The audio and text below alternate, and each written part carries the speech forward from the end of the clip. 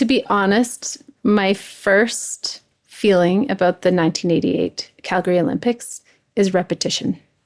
Every school assignment for months on end. There was so much lead up, and it was exciting until it was like so repeated that it wasn't exciting anymore. Mm-hmm. The biggest disappointment of the 1988 Olympics was that I tried out for the opening ceremonies because there was a bazillion little kids dancing at the opening ceremonies, like thousands of kids. And I went to the audition and didn't make it. And I was so completely aware that I was worse at dancing than thousands of other kids. I didn't know that. My age. So how old were you then? 13? 13. Ouch. Oh, your poor sister. Yeah. That was a big crushing. That was the beginning and the end of her career in competitive sports. Yeah. I mean, I don't know if dance is considered competitive, but... Oh, them's fighting words for certain people. We're going to get comments on that. And there isn't one person who was in Calgary or who grew up in Calgary that does not have an Olympic story. It was formative. 1988, growing up with the Winter Olympics all around you. We're going to get into it. This is Late in 88. I'm Elinor. And I'm Bronwin. To kick things off, we invited our friends back to share their Olympic stories. I got to go to the opening ceremonies in McMahon Stadium in 1988. It was really cold. And I remember we had to wear these colored garbage bags. The audience is making all of these symbols in the stands. And so depending on where you were seated, you got a blue or a red or a white garbage bag to wear over top of your jacket. And I just remember being really, really cold. I'd never been to like a big concert. I'd never been at a place where there was just like palpable crowd energy.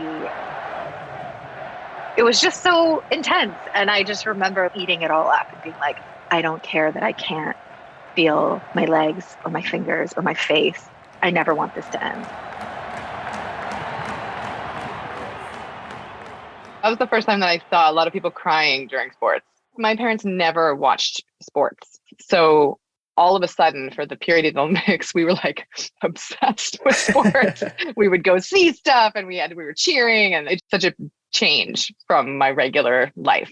I'd say the whole city of Calgary went through a change leading up to the Olympics. Yeah, for sure. We were galvanized by Olympic fever, which really consumed 2 years of our childhood. It felt like longer. So it's time. We're taking you today to our hometown of Calgary, Alberta, Canada. If you don't know it, it's a city built on oil money and a homesteading Wild West past. Politically, it's in the heart of one of the most conservative parts of Canada and one of the friendliest places you'll ever go.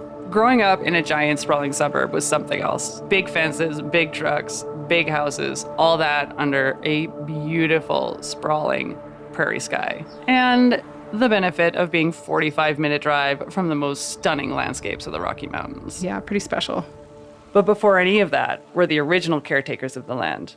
And our podcast takes place on the traditional Treaty 7 ancestral territory of the Siksikaitsitapi, the Blackfoot Confederacy, the Siksika, the Kainai, the Piikani, the Tsuut'ina, and the Stoney Nakoda nations, and the Métis Nation of Alberta, Region 3.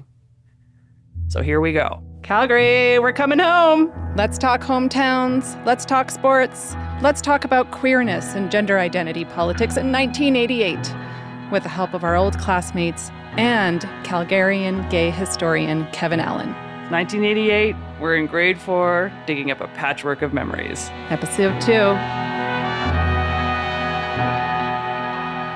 What were your favorite sports? I'd like to know. Mine was bobsled. My parents managed to get tickets to watch the bobsled and to stand there at 8 years old, like holding the rail. Yes. And like, I'm sure we were way too close. You're 80s close. You were 80s close. Like the ice rails spraying over you? Yeah. And the rumbling as it comes down the track, and then like, and it's like fucking gone. And it just like... And people's bells. Watching the bobsled as it rushed past, I swear it was like somebody electrified my body. I just thought it was the coolest fucking thing. Yeah. Oh, yeah. At the time, I didn't really have any aspirations because there was no female bobsled. It was all male bobsled. There was no women in bobsled. The gender divide in sports was such a consistent barrier for me. And I just Every time I would keep running into it. Every sport I wanted to play, I was told, no, that's for boys only. I wanted to play fastball. No, you have to play softball. I wanted to play hockey. No, you have to play ringette. I wanted to try bobsled, and I was just a no. There was no alternative. And this made me so resentful of my brother, who got to play any and all sport he ever wanted. And all I could do was watch. Nobody wants to watch girls' sports unless it's figure skating or ski ballet. Which they've canceled. Oh, yeah. I sort of didn't realize that they'd phased that out. And then just... I love that you remember what it was, because nobody that we've mentioned it to knew what it was. No, but it was cool, man. It was so dorky and cool. Right? Yes. They were like the best outfits. And anything with music, I'm like totally, I mean, like, go for it. What is ski ballet, you're asking, my friends? Well, take a moment, look it up. No, really. Unless you're driving, please, just look it up. Ski ballet. You could even put in 1988. Well, wait. You're welcome. Elinor, what was your favorite? What was your favorite? I remember feeling so weird because I wasn't into figure skating and feeling like I should be. And it was always like, you're a girl, you should like figure skating. And I still don't really like it. I don't really relate to it. I think that was my awkwardness about the Olympics, was I was like, why am I supposed to like this? I feel a little bit of a disconnect. And then the repetition of, what's your favorite sport? What's your favorite sport? And being like, so it kind of felt like playing along to me. Until now, in all his long career, it never won an Olympic medal. There's 2 gold medals, the first for their men's alpine team since Piero Gross won this track record start of 5.18 seconds. Indoor speed skating venue in Olympic history, and boy, hasn't that made a difference to performances. Plus a silver at 3,000. So she's going in a superb effort to retain her gold medal, and still skating tremendously. 5 world records have been smashed. You know which one I liked? I liked the biathlon. I remember going to see the biathlon. We somehow got tickets for that. And we were sitting next to some people from Norway, I think, who had this enormous flag, like huge. I remember going there thinking it was really cool that these people from what felt like the other side of the world were there, and we're also so excited about it. Talking to our classmates, it's interesting how they brought a different perspective on their own Olympic experience and how the gendering of sport affected them in different ways. So here's a bit more from Dave. We watched a lot of figure skating. Brian Orser was a Canadian competitor. Figure skating uniform, like super sequined and everything, right? But also this person's being so celebrated, silver medalist maybe. And I remember just being confused about that. Because this male, this man is being celebrated and is behaving in this way. But in other contexts of my life, people behaving this way are being attacked, been made fun of, otherwise just devalued. How does this reconcile? Why is it so different? It was my last semester of high school, and my friends and I had cars and we were mobile, and so we went downtown every night. In February, there was the medal ceremony and like pin trading and this giant gathering, and there was 20,000 people were downtown every night, and there were fireworks every night. And so I just remember being 17 and in love with my city and going into the hordes of people with my friends, and I had a lot of fun. This is Kevin Allen. He's a gay historian and author of Our Past Matters, Stories of Gay Calgary. He is also the founder of the Gay History Project and the Calgary Queer Arts Society. In queer communities, our history is often erased and overlooked, and Kevin has spent his career making sure that doesn't happen. We spoke to him to get more context on what it was like to be a queer person in Calgary in 1988.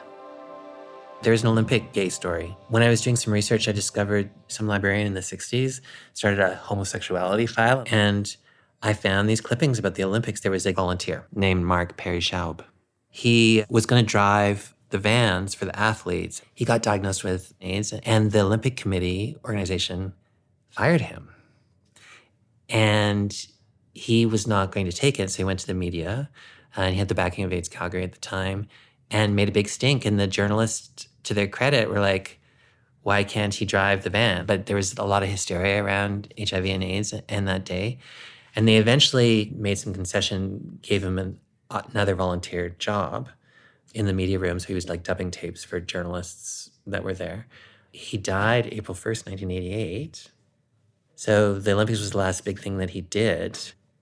And then when the AIDS quilt came through town, whenever it would move through different cities, volunteer quilters would add panels to it. And so his friends made a memorial quilt with the Olympic symbols in it for him. And he was very proud of his volunteer job at the Olympics and was militant that he was allowed to be included. And then after I published that on the website, his niece contacted me, who's also identifies as queer, and gave me all these pictures and context of their uncle. Sadly, Mark's parents didn't come to his funeral because they had disowned him because of his sexual orientation. So this family member was telling me how still to this day, there's all this energy around this missing uncle that they have in their family and the politics within the family in 1988. Could you tell us more about what it was like in the gay community in Calgary at that time? I would say this is a Canadian phenomenon. This has happened in all Canadian cities around the same time. With decriminalization or partial decriminalization in 1969, the community started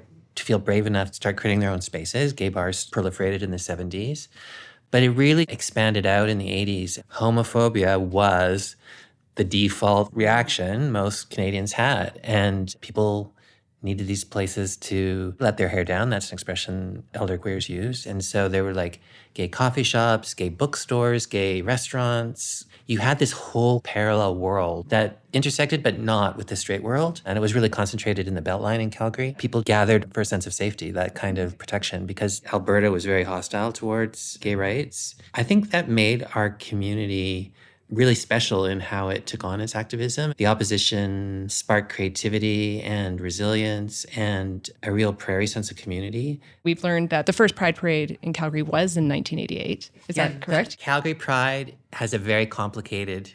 Yeah. All Pride organizations have complicated histories. That's just endemic of Pride. Calgary Pride considers its ground zero event in 1990, but actually there was a group called Project Pride that got together to commemorate Stonewall in 1988. I think they had a picnic in the park and they had a ball game and they had some movies and different groups hosted different things. And so that's actually the first organized Pride event. And they were raising money to send Calgary athletes to the Gay Games to subsidize the travel, because Vancouver was hosting the Gay Games in 1990. It was what our community did in those days. We never got public funding or grants or government support. So we were always doing the equivalent of bake sales and dances and potlucks and raising money for every little queer organization that existed. And so, Project Pride was 1988. That's right, shortly after the Olympics. And do you feel there was a connection to the Olympics? That's a really interesting idea. I haven't heard anyone say that, but there was such a esprit de corps, and it was such a high and big event that may have inspired the Project Pride people to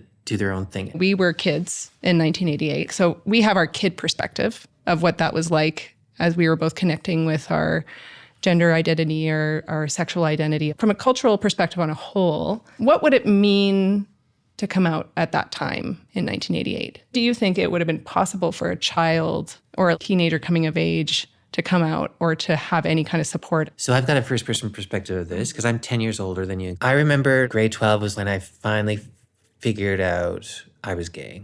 And it was not safe to come out in high school.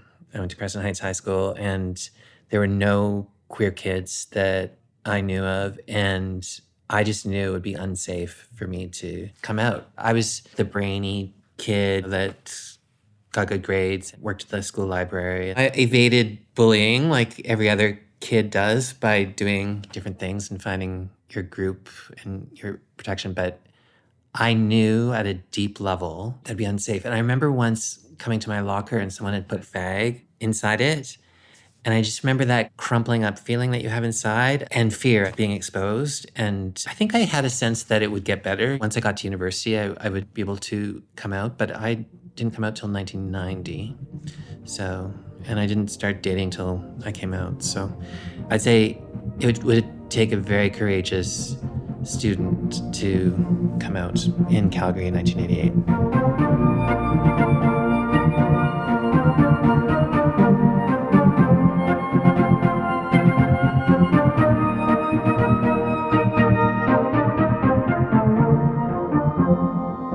I love hearing from our queer elders, hearing Kevin Allen talk. It's so important we share those stories. I found that it helped me to understand the barriers that I was feeling even as a kid around my own confusion around sexuality. And I didn't have any frame of reference. I didn't know anyone who was queer, gay, lesbian. There was no one in the media. I came from a very traditional homophobic family at the time. They have evolved since because it was the norm, as Kevin said. And I felt really humbled listening to him share about what the queer elders had to endure, like how courageous they were. And also, it wasn't that long ago. No, it really wasn't. I know we're old, but really that was like 20, 30 years ago. And so even though on a collective level in the legal system, at least in Canada, we've progressed a lot in terms of equal rights. It's important to remember that, you know, that's just a generation or two. Yeah. And that fight is real. I think that a lot of folks have complicated relationships with their hometowns.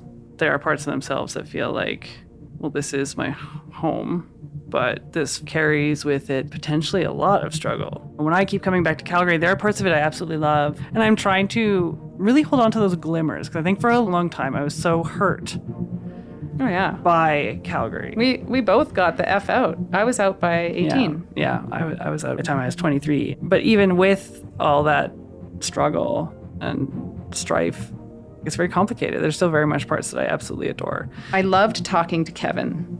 He loves Calgary. Yeah.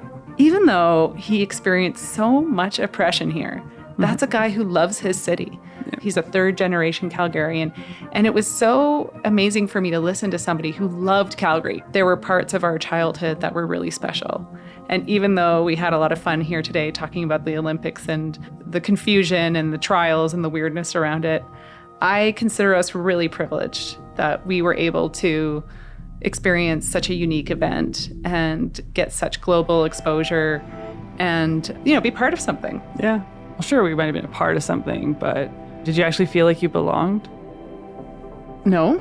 Yeah. Does anyone ever feel like they belong? Fair. Very fair. I mean, it's a big question. It is. And I mean, it's not unusual to feel very alone despite being in a crowd of people. And we've learned that that's part of being an 8-year-old. Yeah. And we're going to dive into it in episode 3. So join us. We're talking to more experts. We're hearing more stories. And of course, sharing our own. We hope to see you there. Thanks for joining us, friends. We'll see you next episode.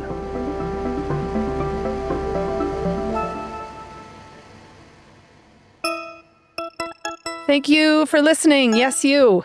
If you like what you hear, please subscribe to our podcast and consider posting a review or sharing it with your friends. It really helps other people like you, like me, who might like the show. Follow us on socials at late.in.88, where we have additional content and welcome you to join the conversation. Thank you to my sister Dagny, friends Kate and Amanda for their Olympic tales, and Kevin Allen for keeping queer history alive and sharing it with us. Late in 88 is created by Bronwin Parks and Elinor Svoboda. Produced by Natasha Winter. Edited by Elfire Media. Sound design by Bernice Chu. Original music by Aaron Hutchinson. Sound mix by Stephen Barton. Publicity by Nice Marmot PR. Artwork by Feisty Creative. We would like to acknowledge the generous support from Canada Council for the Arts. Thank you for lighting a fire under this project.